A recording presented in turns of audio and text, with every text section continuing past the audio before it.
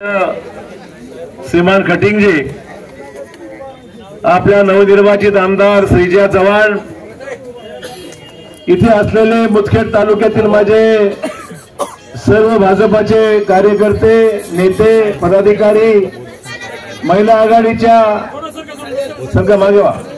महिला आघाडीच्या सर्व माझ्या सहकारी भगिनी, युवा मोर्चाचे सर्व माझे सहकारी, तालुका भाजपाचे माझे सर्व पदाधिकारी, नगरसेवक, माजी नगरसेवक, सर्व जिल्हा परिषदेचे माजी सदस्य, उपस्थित माझ्या माता भगिनी, या तालुक्यातील सर्व प्रमुख मंडळी, बंधू आणि सहकारी मित्र, भगिनी आणि सहकारी मित्रांनो, आपल्या सर्वांचे मी प्रथम मनपूर्वक अभिनंदन करतो आणि आपले जाहीर आभार या ठिकाणी व्यक्त करतो।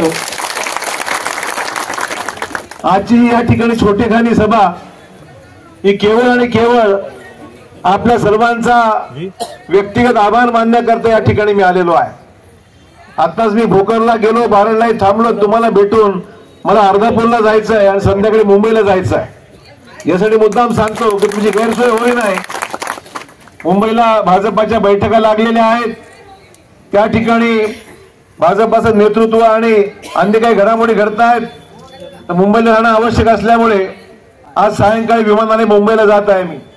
पण जायच्या अगोदर मला तुम्हाला भेटायचं होतं आणि प्रामुख्याने जो दणदणीत विजय काल आपला झालेला 50,000 पेक्षा जास्त मताधिक्याने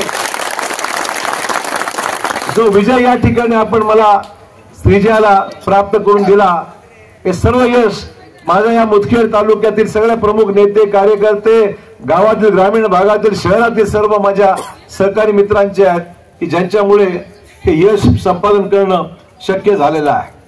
मित्रांनो, ही निवडणूक महत्वाची निवडणूक होतीच।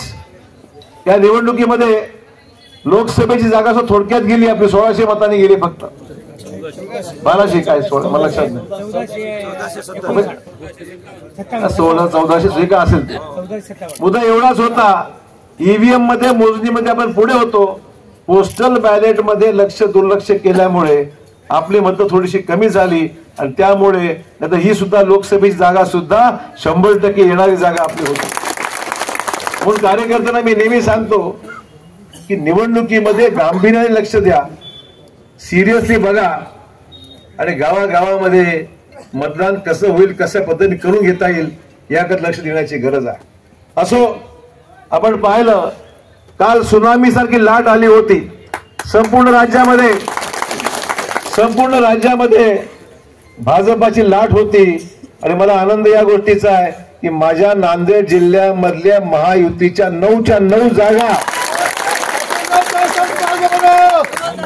5 जागा भाजपच्या, 3 जागा शिवसेनेच्या आणि 1 जागा जी राष्ट्रवादीची, म्हणजे महायुतीच्या 9च्या 9 जागा काल आपल्या निवडून आलेल्या आहेत। त्याबद्दल आपल्या सर्वांचं मनपूर्वक अभिनंदन करतो आणि आपली जागा सुद्धा 50,551 मतांनी निवडून आली, त्याबद्दल आपल्या सर्वांचे आयुष्य चिंतन करतो, आभार मानतो।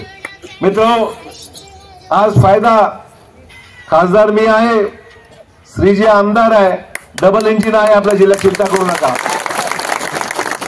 आपलं डबल इंजिन आहे खासदार आमदारांचं।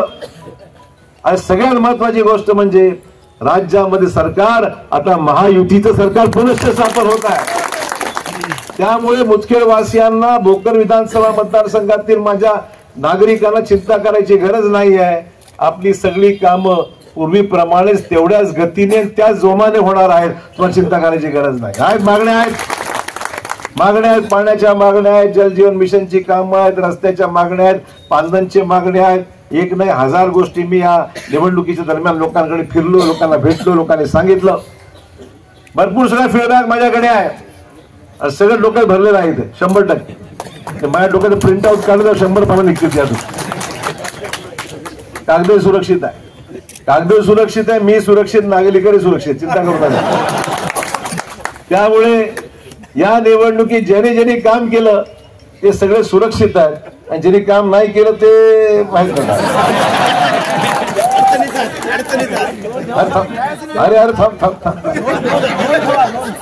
मी पण नवीन आहे पक्षामध्ये, मला काय माहिती काय। त्यामुळे सगळ्या मला सहकार्याला गमतीचा भाग झाला, पण ज्यांनी ज्यांनी त्यांनी आपापल्या परीने काम केलं, ज्यांनी त्यांनी आपल्या परीने हा सगळा विषय आटोक्यात आणला आणि जिंकणं महत्वाचं आहे.